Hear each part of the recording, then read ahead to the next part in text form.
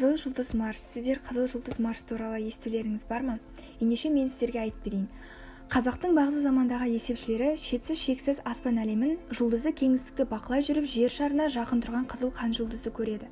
Ол жұлдыздың қызыл реңіне қарап, оған қызыл жұлдыз деп ат қояды. Қазіргі кездегі Марс деп атап жүрген осы жұлдыз. Қазақ есепшілері қызыл жұлдыз кеш бата, қызыл іңірде туады да түн бойы аспаннан қызарып, көзге көрінеді де тұрады деген. Түн ортасы бойында оңтүстік аспан әлемнен қызғылт нұрын шашып, жарқырап көрінеді. Осы кезде қазақ есепшілері қызыл жұлдыз туған аспаннан көз айырмай бақылайды екен. Егер қызыл жұлдыз туып тұрған аспанда аласабыр бұлттар көшіп жатса, сол қызыл жұлдыз анда-мұнда бұлт қойнына кіріп шығып, қызғылт нұрын шашып көрінсе, жазды күн болады, ертеңде жауын-шашынды болады. Қысты күні болса, қапсағай қалың қар жауады. Қызыл шұнақ аяздың көкесі болады. Ағаш басына сүңгі қырау тұрады. Мұндай қыс жартайға созылады деп жорамалдайды екен. Қазақ қызыл жұлдыз қыркүйек айларындағы түндерде анық көрінеді деп біледі. Неге екенін білесіздер ме? Себебі бұл кезде қызыл жұлдыз жер шарына тақап келеді. Қазақтың көне ырымдарының бірінде қызыл жұлдыз жер шарына жақындаса, зілзала болуы мүмкін деп сақсынады. Әсіресе бұл қыркүйек айының 10-11 жұлдызы қызыл жұлдыздың жер шарына төніп келіп қайтатын түндерде ескертеді. Бұдан қорыққан бұрынғы ата-бабаларымыз қызыл жұлдыздың қырсығы аспанда қалсын, жақсылығы жерге түссін деп ырым етіп, тілек тілейтін көрінеді.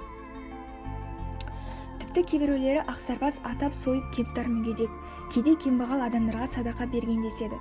Байырғы қазақтар қызыл жұлдызды суық жұлдыздар қатарына жатқызған. Себебі көбіне қысты күнгі ауа райын қызыл жұлдыздың туына қарап айырып болжайтын болған. Қызыл жұлдыз туып тұрған кездегі аспанның оңтүстік жағынан бұлт көрінсе, жер шарына оңтүстік жақтан жел соғады, боран тұрады. Ал солтүстік жағынан қара бұлт көрінсе, онда жер шарына солтүстік өңірде қар жауады, күн қатты суытады, көктайғақ болады деп жориды. Қызыл жұлдыз аспанның қай бағытынан көрінсе, жердің сол бағытында ауа райы өзгереді. Күн жайсыз күйге енеді деп бірден кесіп айтады. Біздің қазақта 2, 8, 16, 16-ны кім алды деп аспанда тұнып тұрған қызыл жұлдызға қарап, онымен бірге айналып ауып бара жатқан 6 серігі жолдасы бар екендігін де аңғарған. Қызыл жұлдыздың өзінің түсіне, түріне, реңіне ұқсайтын 16 жолдасы немесе аспандағы сабақтасы бар дейді.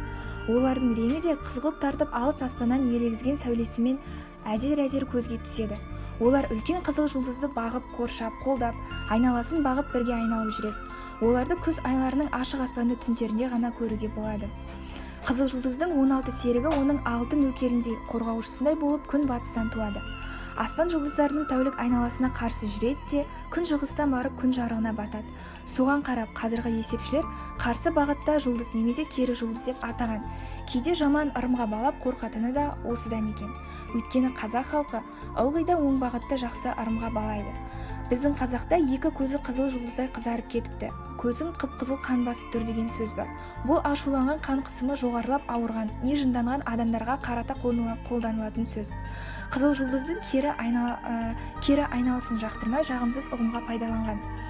Білесіздер ме, қазақта қызыл жұлдыз туралы айтылатын мынадай өлең бар. Қып-қызыл боп аспанда қызыл жұлдыз туады, бұлт ілінсе аспанға, қар боп жерге жауады. Шыңылтырланып әр жерде аяз болып қысады, ақ мылтықпен ақ жорға бұрқақтатып соғады. Қызыл жұлдыз қызарып, беті теңбіл тартады, құстың күні ұзарып, мал жемге ек артады. Қызыл жұлдыз жақындап, жерге таман келеді, жерге таяса тақымдап, адам қазақ біледі деп кеткен екен.